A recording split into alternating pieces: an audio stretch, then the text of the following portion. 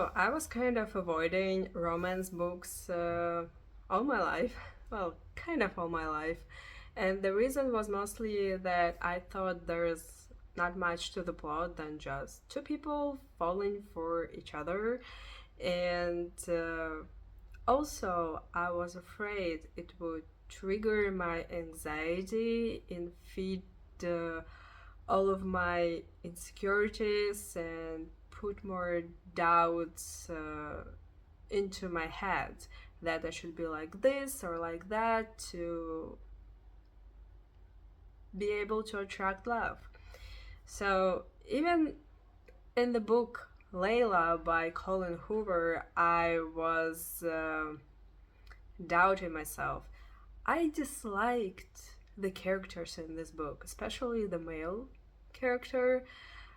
The mystery part of this book was fine, but the love part, it was mostly an obsession. And even there, even reading this book, I was like, should I be like that girl? Cause he was like, she's like this, she's like that, she's unpredictable, she's the best of the best, and I'm so lucky to have her. I was like, should I be like this? So even the book I disliked was triggering my anxiety. So reading about some cute romance was kind. That's the thing I was avoiding, I guess. But after some unfortunate events, I learned about my anxiety and started learning about that, working on that, and noticing the triggers and working on them. So I had a mood once, not a long time ago, to read something light and with a romance vibe, and I picked up The Beach Read by Emily Henry, and it put me in a reading slump. I wasn't into the story, I wasn't into the characters, and I didn't have it. So I decided to give another chance to romance books, and for some reason, Better Than the Movies grabbed my attention. I actually never had any problems with rom-coms as movies, and they were nice, cute movies to take my mind off, nothing to worry about. I don't remember them affecting my anxiety, but for some reason I didn't trust the books. But I'm on, can you see this? I'm 63% of the book Better Than the Movies, and I enjoyed it a lot, actually. It's like watching a rom-com, but a teenager's rom-com. This is the story about a girl. Her name is Elizabeth, and she is a fan of rom-coms. Her favorite movie is Bridget Jones, and she always dreamed about that one person who's gonna be like that. She always pictured her love life to be as in a movie. And then something happens, her all-time crush comes back to town, and she decides that's the sign. That's the sign. She has to get him. So she goes out of her way to get him and starts fake dating her neighborhood nemesis, a boy named Wes, who's been annoying her whole life. And if you ever watch rom-coms, you know where it's gonna go, and it's going exactly that way. And the main thing to learn from this book, and I guess from any other love story, the way to attract love is to be yourself, where you don't have to pretend, You can be your authentic self and be appreciated for it, and you can appreciate the other one for who they are, where they don't have to pretend with you. So it I also wanted to start this book to see if it's gonna trigger something in me, and I will be able to work on that, on my traumas. It actually supports what I'm learning. um, be my authentic self, and the right person will be attracted to this someday.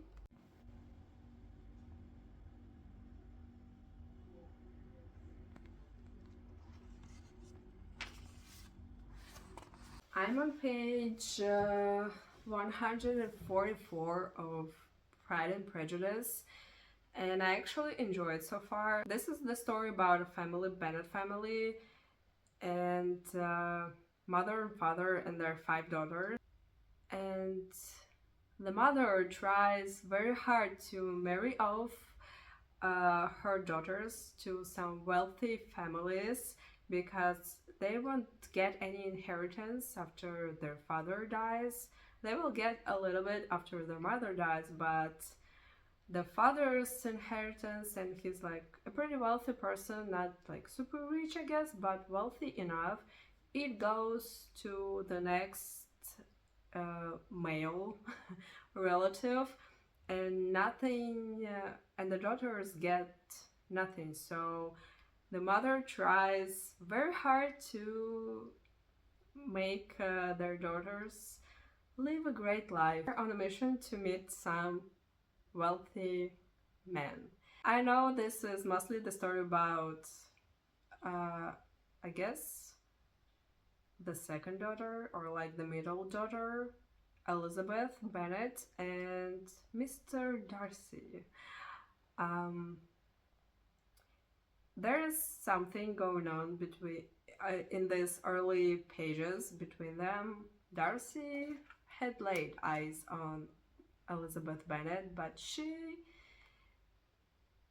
kind of despises him. He offended her the first time they met, so I'm curious to see how it's gonna go and if they are gonna even end up together.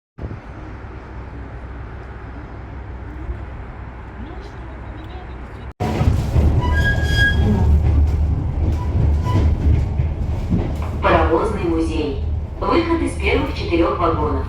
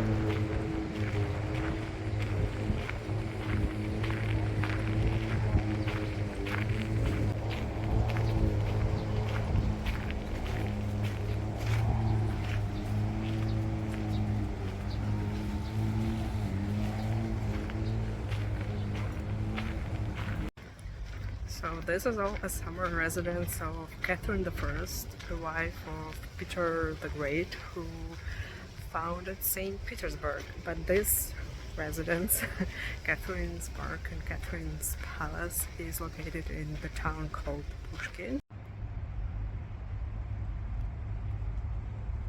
It's such a lovely place, and to spend here the whole summer.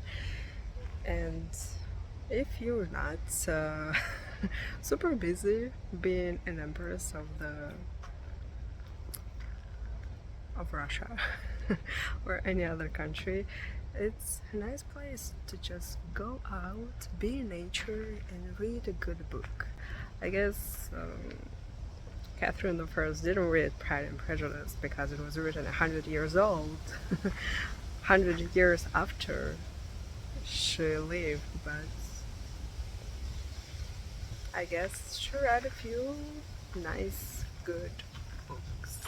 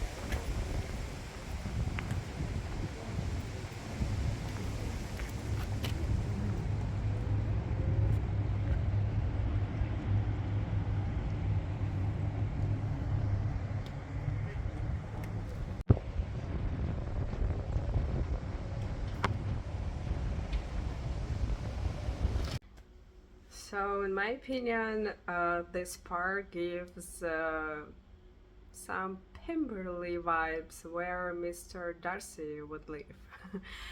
um, Unfortunately, my walk there was shorter than I hoped for because I was filming on my phone and my phone wasn't charging super quickly.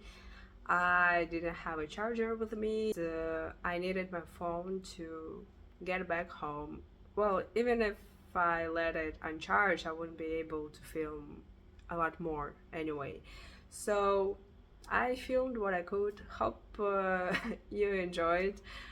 The park is beautiful and it's interesting to see where the royals of Russia had lived.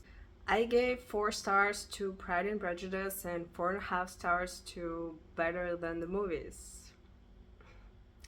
Yes, I liked it Better Than the Movies a bit more because it was easier to read. I really enjoyed the story. I liked that their love was based on friendship and getting to know each other and learning about each other and changing opinions.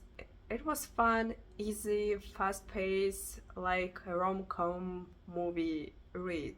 And I truly like that the feelings were based on friendship.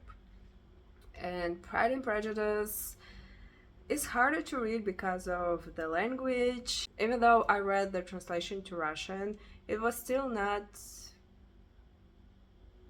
It wasn't very hard to read, but still it's a classic book and the language there is a bit different. And when it comes to love between Elizabeth and Mr. Darcy, it also kind of from enemies to lovers, but a bit different. And I think it's kind of a classical thing that the love they're portrayed like love from distance. I noticed something like this in Rebecca and in The Woman in White, or the communication isn't shown. They barely talk to each other, and the opinions about each other were based on what others told about them. And like first interaction, Mr. Darcy offended Elizabeth, but she wasn't like fully offended. She just decided he's not worth her attention and she's not gonna like him, never gonna dance with him, and just he can go his own way. Like she doesn't care. He's not a nice person and let him be. Then she learns more about him, but from the others, and about some actions, about some of his past, and that changes opinions about him. And he falls for her based on I don't know what.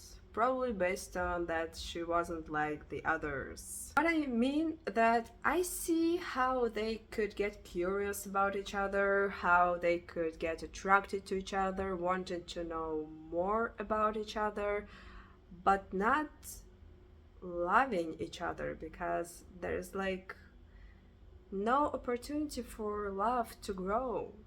Yes, opportunities to have an attraction to each other and the potential of those feelings to grow into love, but